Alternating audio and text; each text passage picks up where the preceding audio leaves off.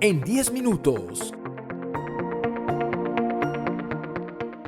Las noticias del momento en 10 minutos.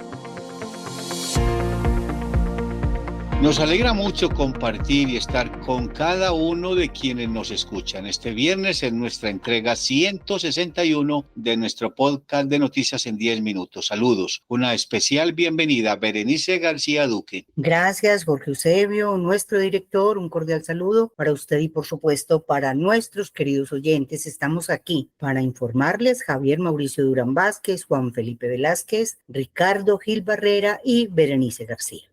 Hoy, 22 de marzo de 2024, es el Día Mundial del Agua, proclamado por la Asamblea General de la ONU, en su resolución A-Res 47-193, del 22 de diciembre de 1993. También es la Semana Mundial del Dinero. La frase del día nos la presenta Berenice García. El carácter de una persona se mide por cómo trata a aquellos que no pueden hacer nada por ella. Esta es una frase de Abigail Van Buren. Gracias, Berenice. Mucha atención a la siguiente noticia exclusiva de En 10 minutos. El gobernador de Antioquia, Andrés Julián Rendón, nos confirmó que el proyecto Tren del Río sigue, persiste y que será construido con aportes del sector privado, es decir, será una obra mixta en la que habrá aportes público-privados. Jorge Eusebio, un saludo especial.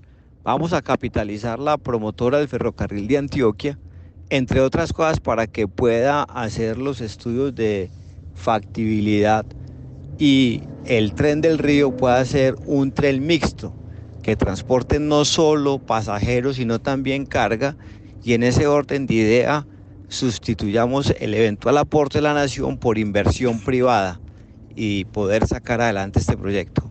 Un abrazo. El mandatario de los antioqueños también confirmó que la promotora Ferrocarril de Antioquia será capitalizada por sus socios.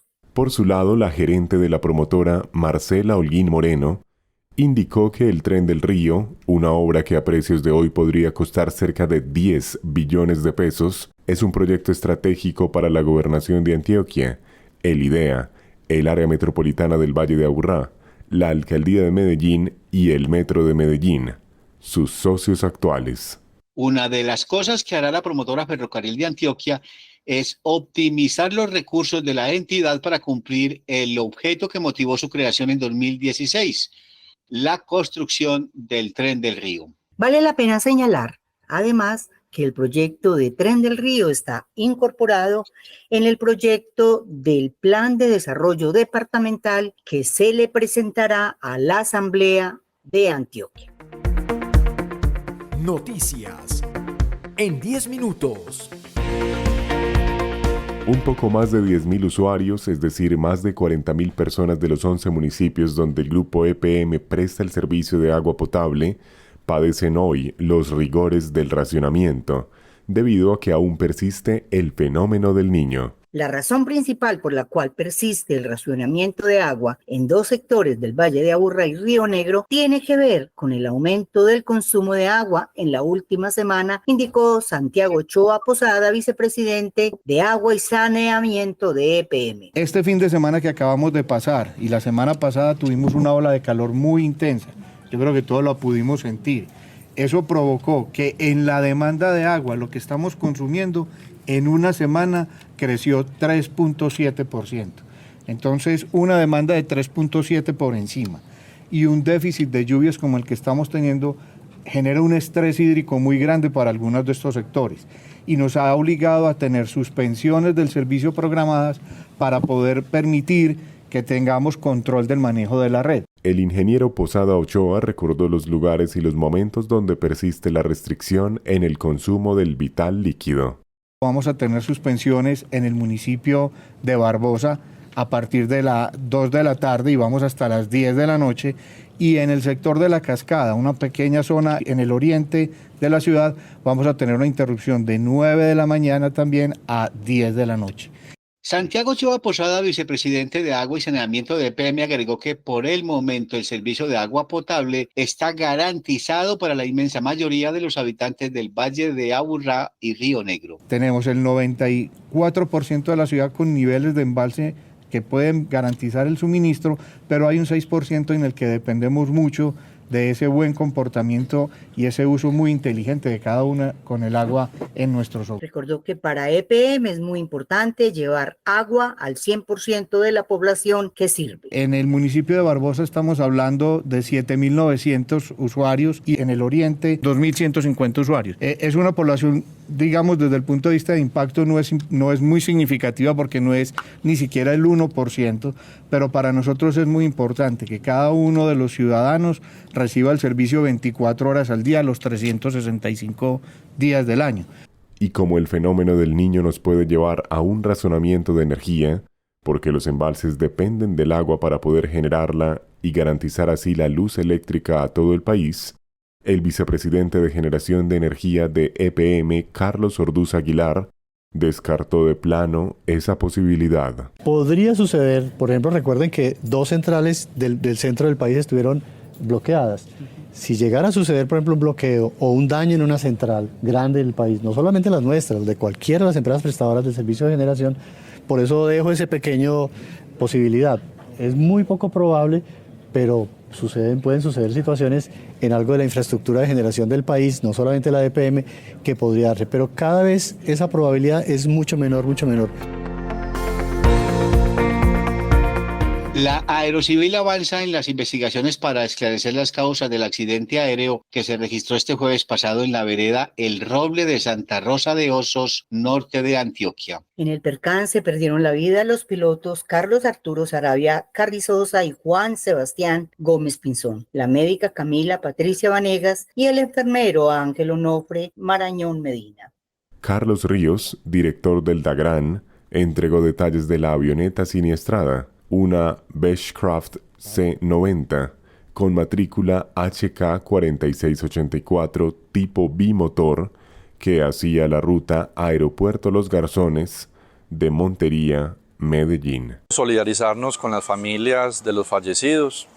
4 personas fallecieron en este incidente. El avión venía de Montería hacia Medellín, un avión medicalizado. Murieron el copiloto, el piloto, la enfermera y el médico. Lamentablemente pues tenemos que contarle a todos los antioqueños que fue en Santa Rosa de Osos y todas las capacidades operativas, tanto del DAGRAN como de todas las instituciones de la Aeronáutica Civil, como la Fuerza Aérea Colombiana, están ya en el sitio respondiendo a la emergencia. ¿Quieres vender en línea con tu propia tienda virtual personalizada? Hazlo con Nilo App. Visítanos en www.nilo.app. Noticias en 10 minutos. Llegó el momento de la nota internacional con el profesor Ricardo Gil. La guerra en Gaza continúa. Por un lado, las acciones de Israel para dar con el paradero de la milicia terrorista de Hamas y capturar a sus miembros o darles de baja, y por el otro, una situación de hambruna catastrófica. La variación de esta tremenda situación es que Israel está reclutando expertos en derecho internacional para la futura defensa de sus acciones en la guerra. Esto porque una vez termine la ocupación en Gaza, saben que se enfrentarán a un sinnúmero de denuncias por posibles crímenes de guerra.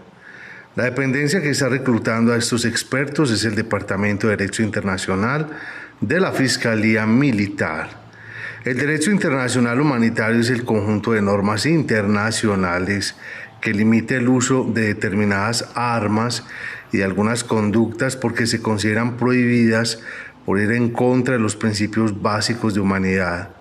En el conflicto en Gaza es probable que las partes hubieran transgredido estas normas de derecho internacional humanitario.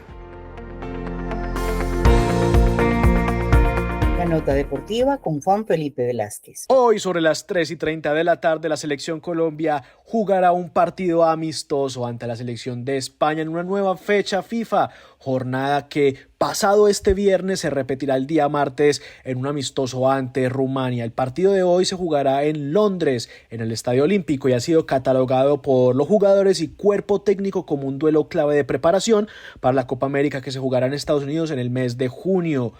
Néstor Lorenzo, entonces, el entrenador de la selección Colombia, tomó con toda seriedad el partido ante Rumania y España, más allá de que se traten de partidos amistosos. De hecho, aunque en junio hay un partido más, amistoso también, contra Estados Unidos, la ventana de la fecha FIFA de este mes de marzo será una muy buena prueba antes de la esperada Copa América. Usualmente Néstor Lorenzo suele utilizar la misma base como nómina titular y generalmente repite el mismo 11 en partidos y partidos amistosos. No obstante, al argentino le gusta hacer algunos cambios de última hora y vamos a ver entonces cuáles son los 11 que se perfilan como el 11 titular para el partido de hoy. En el arco, por supuesto, Camilo Vargas. En la defensa, dos centrales, Carlos Cuesta y John Lucumí. Por derecha, Daniel Muñoz y por izquierda, Johan Mojica. Un doble 5 que será Jefferson Lerma y Kevin Castaño. Un volante enganche en donde podría estar James Rodríguez o Juan Fernando Quintero.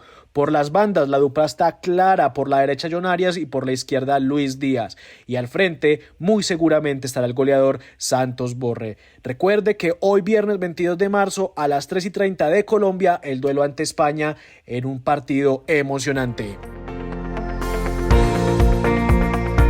El dólar se pagará al inicio de la jornada de este viernes 22 de marzo a 3.904 pesos colombianos. Y la carga de café de 125 kilos tipo pergamino se pagará a 1.453.000 pesos. En 10 minutos fue una producción de Berenice García Duque, Ricardo Gil Barrera, Javier Mauricio Durán Vázquez, Juan Felipe Velázquez Echavarría y Jorge Eusebio Medina Correa. Los invitamos a que sigan escuchando en 10 minutos para mantenerse informados. Saludos, abrazos especiales. Hasta luego. Chao, chao. Hasta luego. En 10 minutos. Las noticias del momento en 10 minutos.